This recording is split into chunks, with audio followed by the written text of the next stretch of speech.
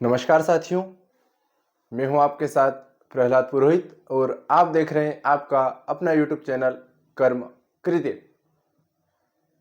अगर साथियों आप इस चैनल पर नए हो तो इस चैनल को सब्सक्राइब कर दीजिएगा और आज के इस वीडियो को लाइक और शेयर अवश्य कर दीजिएगा।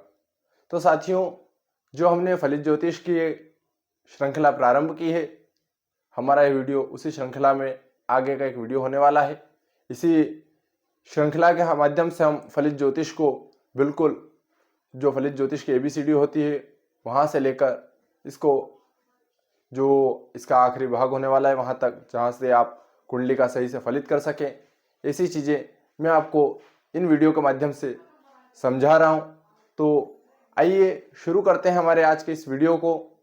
तो साथियों, जो हमारा यह वीडियो है, इस वीडियो के माध्यम से हम समझने वाले हैं कि जो हमारा ज्योतिष शास्त्र है वह किस प्रकार से हमारे स्वास्थ्य को प्रभावित करता है, किस प्रकार से ग्रह नक्षत्र होते हैं और उनकी जो चाल होती है उससे हमारा जो शरीर है, हमारा जो स्वास्थ्य है वह किस प्रकार से प्रभावित होता है, यह हम आज के इस वीडियो में समझने वाले हैं। तो आइए दोस्तों, प्रारंभ करते हैं हमारे आज के इस वीडियो को।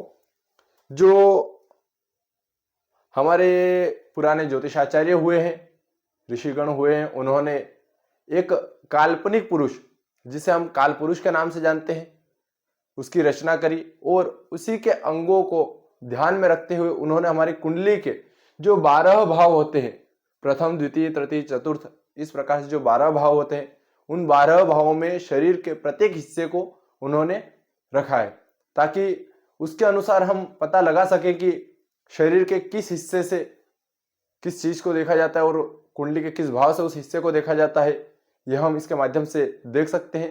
तो जो काल पुरुष की कुंडली है उसके माध्यम से हम यह सब देख सकते हैं। काल पुरुष की कुंडली मेष राशि से प्रारंभ होकर मीन राशि पर खत्म होती है, उसके प्रथम भाव में मेष राशि। उसी प्रकार से जो जातक होता है उसके कुंडली में उसके जन्म के समय जो भी राशि पूर्व में उदित होगी वह राशि उसकी लग्न राशि होगी, और वहीं से जो लग्न राशि होगी उसी को प्रथम भाव मानते हुए वहीं से उसकी जो काल पुरुष की कुंडली में जो गणना की शुरू की हुई है वह उसी जातक को वहाँ काल पुरुष के जगह पर रखते हुए वहीं से वह चीजें देखी जाएगी। तो आइए शुरू करते हैं, देखते हैं कि किस प्रकार से हम इसको देख सकते हैं। जैसे कि मैंने आपको पहले ही वीडियो में बताया था कि जो हमारे कुंडली है उसमें 12 भाव होते हैं और इन 12 भावों से हम प्रत्येक शरीर के प्रत्येक अंग को देखने वाले हैं। तो दोस्तों, जो हमारी कुंडली है उसका प्रथम भाव जो है, जो प्रथम भाव है, प्रथम भाव से हम क्या देखते हैं, व्यक्ति के जो सिर रहता है, व्यक्ति का जो सबसे ऊपरी हिस्सा, देखिए जो प्रथम भाव है वो सबसे ऊपरी हिस्सा होगा और जो 12वां भाव होगा वह सबसे निचला हिस्सा, शरीर का सबसे निचला हिस्सा होगा। इस प्रकार से हम यहाँ पर समझते हैं। तो जो प्रथम भाव, जो कुंडली का प्रथम भाव है उससे जो जातक है उसके सिर को देखा जाता है।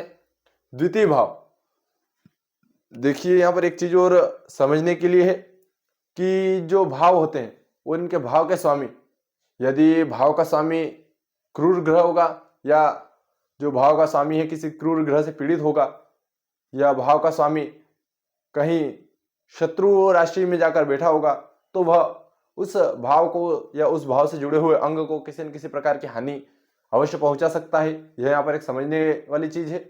तो जो प्रथम भाव है, प्रथम भाव से व्यक्ति को सिर को देखा जाता है और यदि प्रथम भाव में शुभ ग्रह जैसे कि शुक्र या गुरु ये ग्रह बैठे होंगे तो व्यक्ति का दिमाग बहुत अच्छा होगा, कलात्मक होगा और पढ़ने में व्यक्ति बहुत अच्छा होगा, सुंदर होगा। ये चीजें हम समझ सकते हैं। और वहीं यदि कोई क्रूर ग्रह होगा तो क्रूर ग्रह के होने पर व्यक्ति जो है उसका कहीं दिमाग न लगना या सिर से जुड़ी हुई कोई समस्या, सिर दर्द बना रहना, इस प्रकार की कोई न कोई उसे समस्या बनी रह सकती है। तो अब हम दूसरे भाव पे आते हैं। तो दूसरा भाव जो है इसे वाणी, दूसरा भाव जो होता है इसे वाणी का भाव भी कहा जाता है। आप समझ ही रहे होंगे कि वाणी का भाव इसे क्यों कहा जाता है, क्योंकि यह हमारे मुख से जुड़ा हुआ भाव, यह भाव जो है हमारे मुख से जुड़ा हुआ भाव है। तो यदि व्यक्ति के इस भाव में बुद्ध होगा तो व्यक्ति की वाणी बहुत ही अच्छी होने वाली है। और वहीं यदि कोई क्रूर ग्रह होगा तो व्यक्ति की वाणी कठोर होगी या मुख से जुड़ी हुई कोई ना कोई समस्या उसे हो सकती है।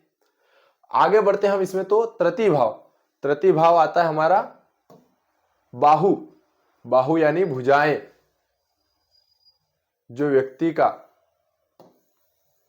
तीसरा भाग आता है इसमें भुजाएं, इसको पराक्रम का भाव भी कहा जाता है। पराक्रम क्यों? यानी कि व्यक्ति अपनी भुजाओं के बल पे अपना आगे का अपना जो फ्यूचर है, भविष्य बनाता है, इसलिए इसको पराक्रम का भाव भी कहा जाता है।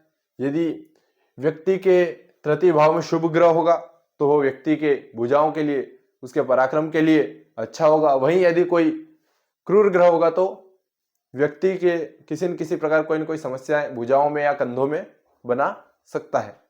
वहीं अगर हम चौथे भाव में आते हैं तो व्यक्ति का जो चतुर्थ भाव होता है उससे हृदय, जो चतुर्थ भाव होता है उससे हृदय का ऊपरी भाग देखा जाता है।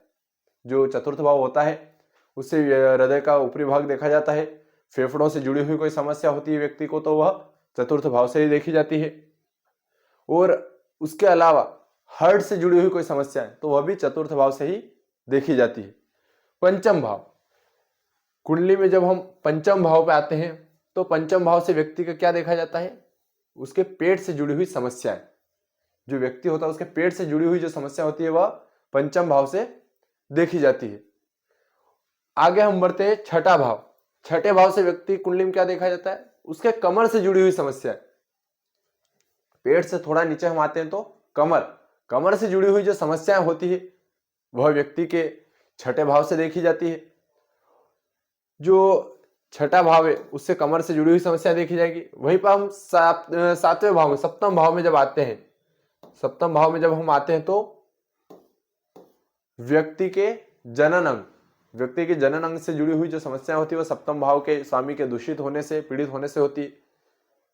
ये सप्तम भाव से देखा जाता है। अष्टम भाव से क्या देखा जाता है? व्यक्ति के गुदा मार्ग को, उसके पेट के निचले हिस्से को, जो पेट का निचला हिस्सा होता है वह भी आठवें भाव से देखा जाता है। वहीं यदि हम आगे बढ़े, इससे आठवें भाव से आगे बढ़े तो नवम भाव से क्या देखा जाएगा? व्यक्ति के जंघाओं को, उसके कुल्हों को, यह नवम भाव से देखा जाता है। इनसे जुड़ी हुई कोई समस्या होती है तो वह इन भावों के स्वामी के दूषित होने से या इनमें किसी क्रूर ग्रह के बैठ जाने से यह समस्या हमें देखने को मिलती है। दशम भाव, कुंडली का जो दशम भाव होता है, दशम भाव से व्यक्ति की कुंडली में क्या देखा जाता है?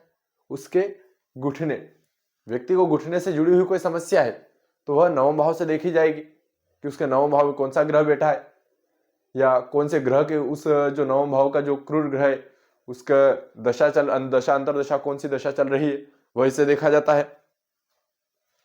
आगे बढ़े हम तो एकादश भाव से क्या देखा जाता है? जो हमारे पैर होते हैं, पैर की जो पिंडलियां होती है, जो एड़ियां होती है, इनसे जुड़ी हुई जानकारी जो होती है हमें एकादश भाव से मिलती है। यदि एकादश भाव का स्वामी पीड़ित होगा, दूषित होगा या किसी क्रूर ग्रह से दृष्ट होगा तो व्यक्ति को पिंडलियों से जुड़ी हुई समस्या या एड़ियों से जुड़ी हुई समस्या हो सकती है। पिंडलियों से जुड़ी हुई समस्या हम देखते हैं कि बहुत से व्यक्तियों को नसें निकलना शुरू हो जाती है, जो वेरिकोज वेन्स, जिन्हें हम वेरिकोज वेन्स के नाम से जानते हैं, वह व्यक्ति को एकादश भाव जो है उसके स्वामी के खराब होने से होती है। द्वादश भाव, कुंडली का अंतिम जो भाव है वह है द्वादश भाव से व्यक्ति की कुंडली में क्या देखा जाता है? तो व्यक्ति के जो पंजे होते हैं, जो जातक है उसके जो पंजे होते हैं वह इसके माध्यम से देखे जाते हैं।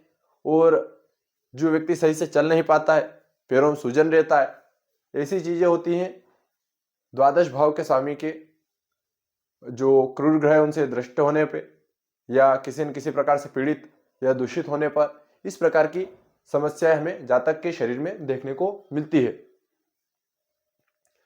तो साथियों, जो हमारा आज का इस वीडियो था इसमें हमने समझा कि किस प्रकार से जो ज्योतिष है हमारे शरीर से संबंधित है, किस प्रकार से हम कुंडली के 12 भावों के माध्यम से हमारे शरीर को समझ सकते हैं। वह शरीर में किसी समस्या होने पर शरीर के कौन से कुंडली में कौन से ग्रह के होने की वजह से वह समस्या हमें देखने को मिल रही है। तो साथियों, जो ज्योतिष है हमें उस समस्या से निपटने के लिए एक रास्ता बताता है। हम पूर्ण रूप से देखिए, जो पूर्ण रूप से हम बिल्कुल ज्योतिष पे भी निर्भर नहीं रह सकते हैं। इसके लिए हमें जो ज्योतिष है, ज्योतिष के माध्यम से हम यह समझ सकते हैं कि हमें इस समय में यह समस्या हो सकती है, तो हम पहले से उसके लिए सावधान हो सकते हैं। लेकिन पूर्ण रूप से हम यह समझे कि हम ज्योतिष के माध्यम से ही उसका इलाज निकाल लेंगे, तो यह संभव नहीं है। आज का जो युग है उसमें हमारे पास चिकित्सक की जो सुविधा है वह सबसे बड़ी सुविधा है, तो हमें समय रहते उसका उपचार करवा लेना चाहिए। ज्योतिष के माध्यम से हम ये जान सकते हैं कि हमारी जो समस्या है वह क्यों हो रही है, लेकिन जो उसका इलाज है वह हमें चिकित्सक ही प्रदान कर सकता है। तो समय रहते हम उसके सही चिकित्सा प्राप्त कर सके, यही हमें ज्योतिष बताता है। तो आज का वीडियो यदि आपको पसंद आया हो तो वीडियो को लाइक कर दीजिएगा, और यदि आपको कोई चीज़ समझ में नहीं आई हो तो उसको आप कमेंट बॉक्स में डाल दीजिएगा, हम उसको अगले वीडियो में बिल्कुल समझाने का प्रयास करेंगे। तो आज के इस वीडियो में बस इतना ही। मिलते हैं आपसे अगले वीडियो में, तब तक के लिए जय श्री महाकाल।